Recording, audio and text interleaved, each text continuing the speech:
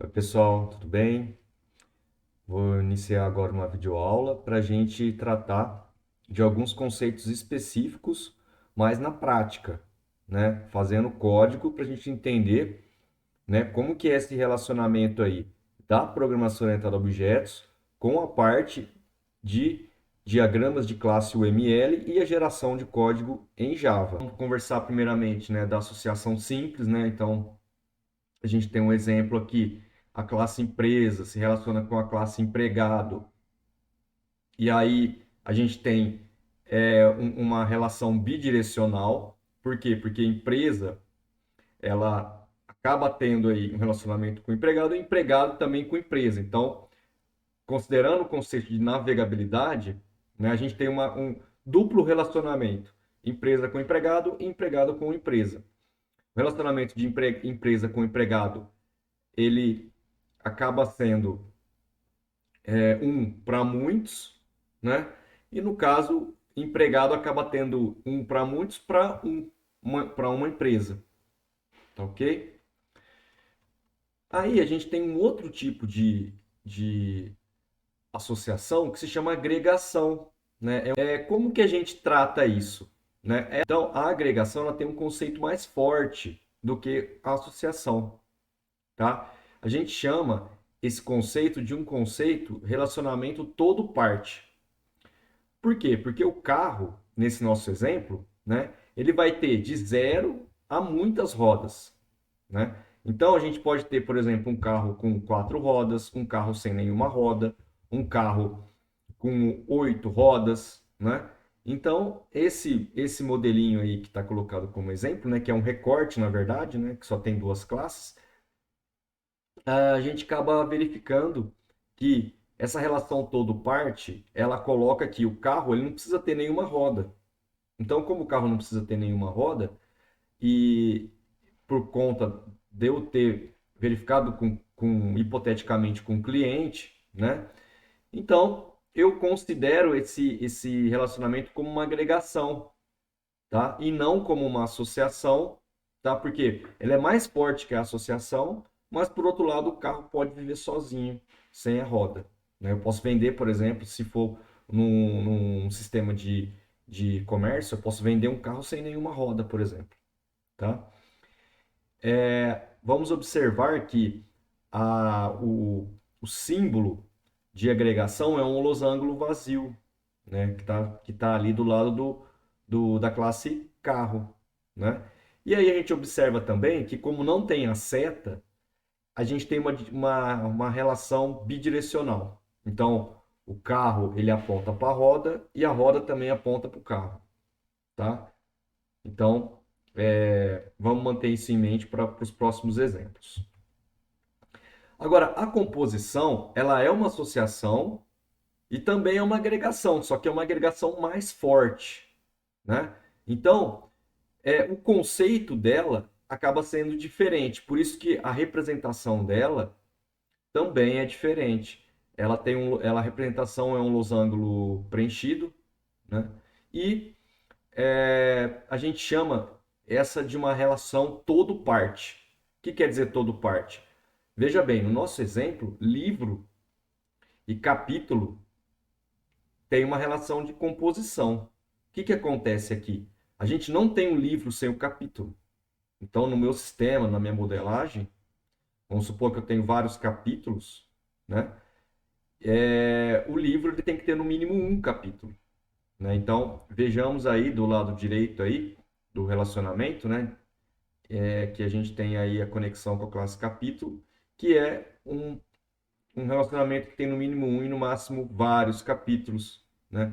Então, eu entendi com o meu cliente, né, que teria que ter esse tipo de modelagem. Por quê? Porque eu não tenho livro sem capítulo. Não interessa para o meu cliente isso e nem para o nosso sistema, tá bom? Então, são alguns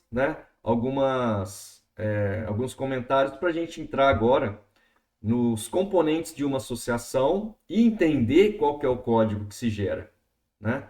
Para todas as associações. Então, Toda associação, podendo ser simples, composição e agregação, possui três componentes fundamentais: o nome, a navegabilidade e a cardinalidade. Então, a gente tem que, nesse exemplo nosso, ó, cliente e pedido. Eu tenho duas classes, uma cliente, uma pedido, e uma associação entre elas direcional, né, unidirecional de cliente para pedido. Nesse caso, a gente tem o nome, que é o primeiro item, né, o primeiro componente aí. A gente colocou o nome PED, né, PED. E a navegabilidade, que é o segundo componente, está sendo de cliente para pedido, por isso que a seta vai nesse sentido, né? E a cardinalidade, ela tá um para um. Então, para cada cliente, eu tenho um pedido, nesse nosso exemplo, né? Entendendo que é um requisito do cliente. Beleza. Ah, e como que é em termos de código, né? Então, em termos de código, eu coloquei aqui quando o código é gerado a partir do Argo UML, mas pode ser também o Star UML, pode ser qualquer ferramenta, né? E em termos de geração de código em Java, né? Veja bem, quando a gente tem um relacionamento de cliente pedido um para um, nesse modelinho aí, nesse diagrama de classe, olha como que é a implementação qual que é o resultado em Java desse diagrama.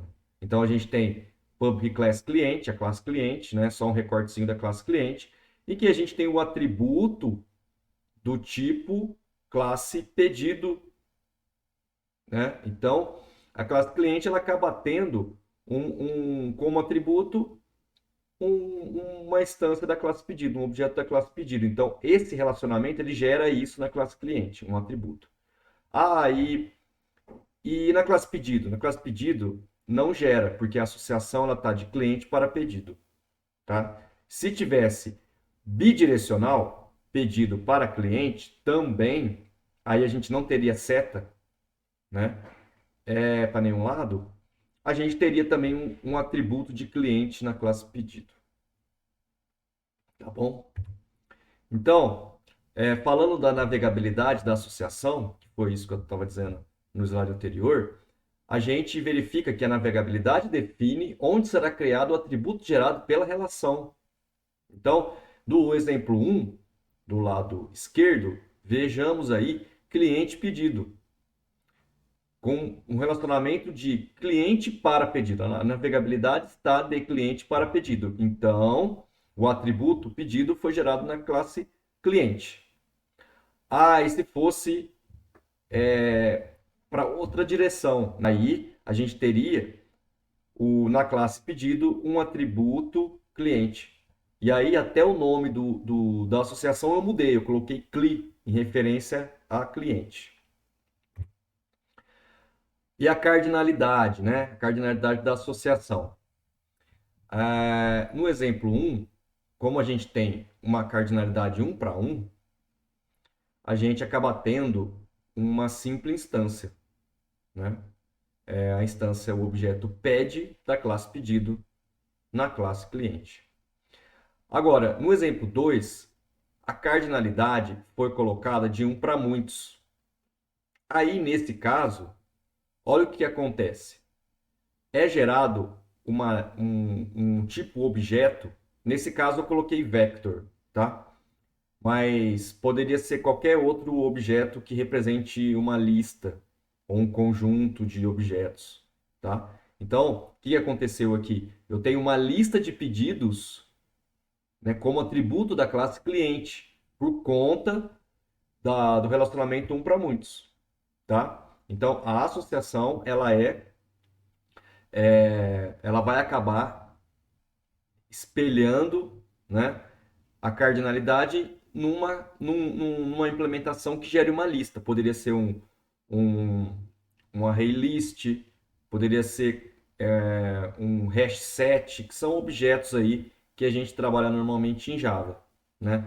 O ArgoML gera vector automaticamente.